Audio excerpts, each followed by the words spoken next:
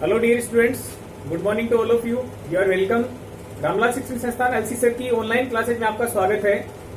आज हम प्रश्नावली 2.6 जो आपकी चल रही थी उसमें आगे के सवाल डिस्कस करेंगे, जिसमें केवल 2 सवाल हैं, 6 और 7। इसके बाद में आपका चैप्टर नंबर 2 है वो पूरा हो जाएगा।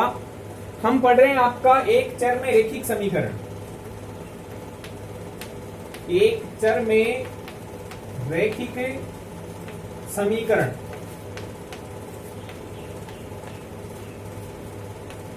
तो देखो, इसके अंदर आपका सवाल नंबर 6 ये दिया हुआ है कि हरी और हैरी नाम के 2 व्यक्ति हैं और दोनों की आयु का अनुपात 5:7 है।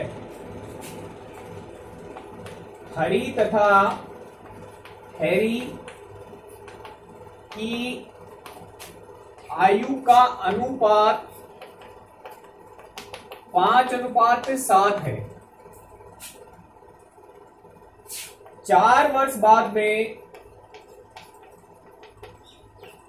उनकी आयु का अनुपात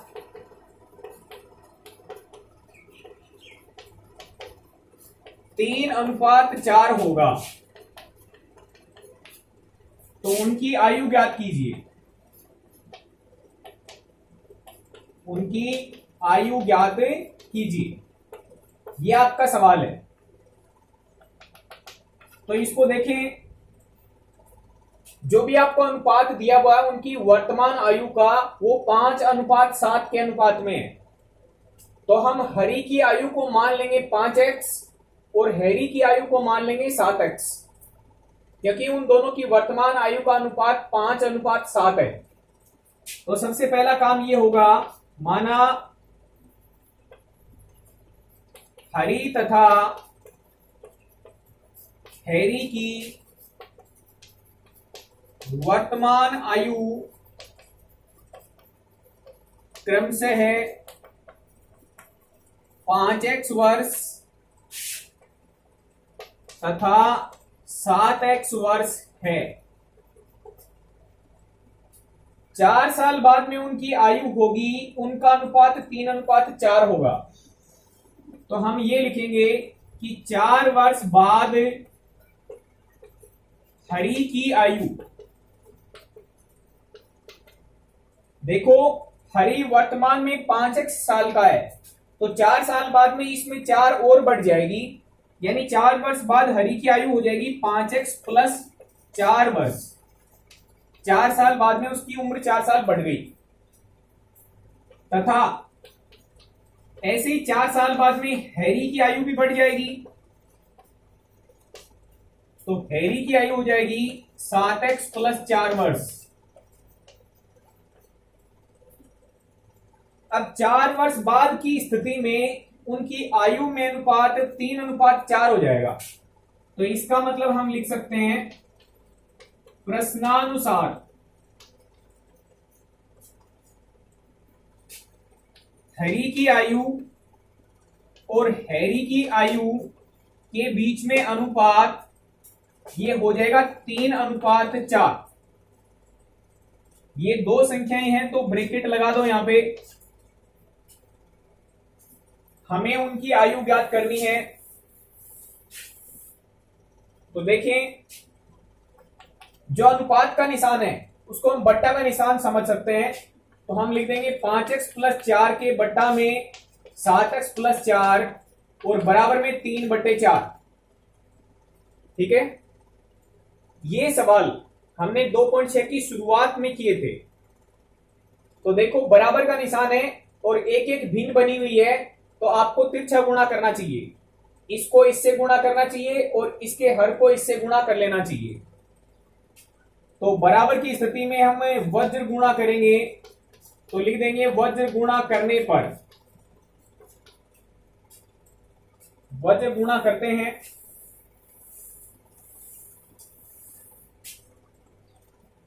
देखो, 4 गुणा हो जाएगा 5x प्लस 4 से, बराबर का निशान बीच में, 3 गुणा हो जाएगा इसके हर से यानी 7x प्लस 4 से। गुणा करते हैं, 4 भीतर दोनों से गुणा हो जाएगा, तो ये बन जाएगा आपका 20x प्लस 4 चौके 16 बन गया, बराबर 3 से दोनों को गुणा करेंगे भीतर, तो 3 7 21x और 3 चौके 12 बन जाएगा। अब सजातीय पद एक तरफ करेंगे तो इसमें भी x है, इसमें भी x है, ये 20x इधर भेज दो 21x की तरफ, और ये 12 है, इसको इधर ले आओ। तो हम पक्षांतरण कर देंगे, 16 माइनस 12 बराबर कितना बनेगा, देखो 21x, ये इधर गया तो माइनस का 20x, 16 में से 12 कम कर दोगे तो ये 4 बन जाएगा, बराबर 21x में से 20x कम कर दिया तो 1x बन गया, तो x का मान 4 आ गया।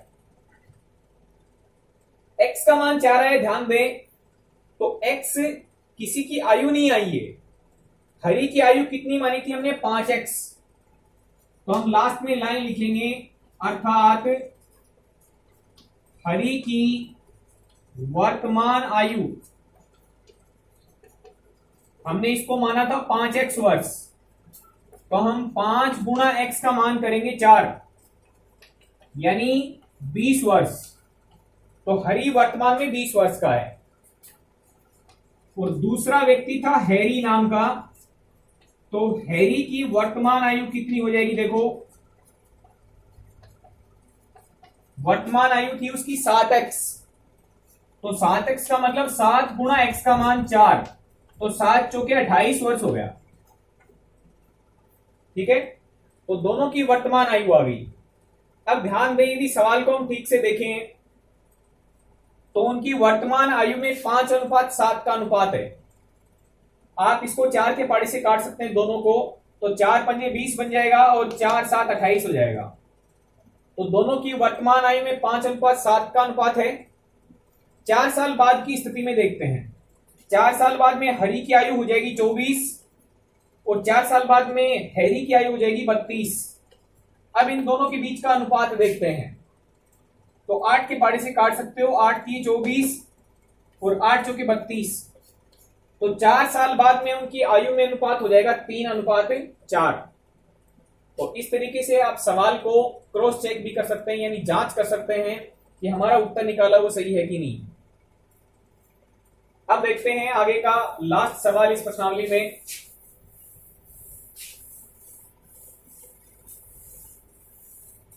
देखिएगा, सवाल नंबर 7 है, प्रश्नावली 2.6 चल रही है आपकी। सवाल नंबर 7 कुछ इस प्रकार से है, एक परिमेय संख्या है, इस परिमेय संख्या का हर अंश से 8 अधिक है। ये पहली जानकारी है। दूसरी बात ये बोलिए, यदि अंश में 17 जोड़ दिया जाए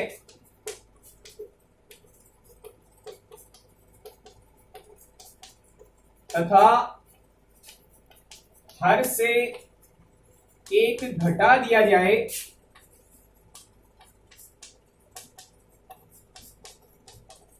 तो 3/2 प्राप्त होता है।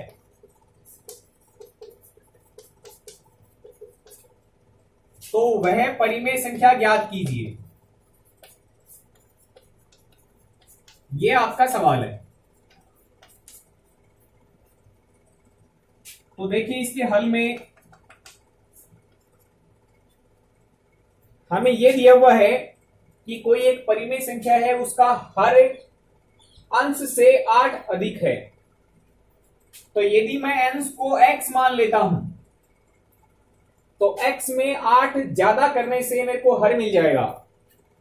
तो सबसे पहले सवाल में आप क्या करेंगे, माना परिमेय संख्या का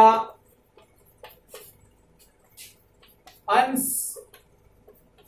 x है, तब प्रश्नानुसार उसका हर x + 8 होगा। क्योंकि हर है वो अंश से 8 अधिक है, तो अंश को हमने x मान लिया, तो अंश से 8 अधिक करने से क्या मिल जाएगा? हर मिल जाएगा। अब फिर क्या बोला है देखो,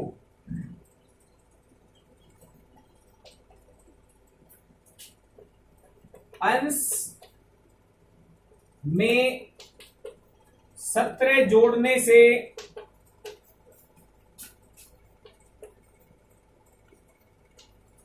तथा हर से 1 घटाने पर नई परिमेय संख्या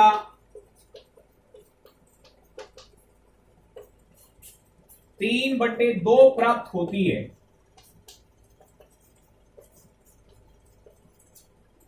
तो इस बात का मतलब क्या होगा कि यदि अंश में हम 17 जोड़ देते हैं और हर में से 1 घटा लेते हैं तो परिमेय संख्या 3/2 प्राप्त होती है। ध्यान से देखें, यह आपका अंश है, तो अंश में आपको 17 जोड़ना है और हर में से आपको 1 घटाना है। ऐसा करने से जो परिमेय संख्या बनेगी वो 3/2 बन जाएगी।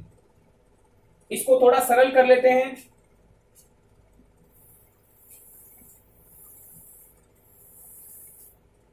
देखिएगा, ये लिखा हुआ है x प्लस 17 और नीचे देखेंगे तो x प्लस 8 में से 1 कम कर दोगे तो x प्लस 7 बनेगा और बराबर में 3/2 रहेगा।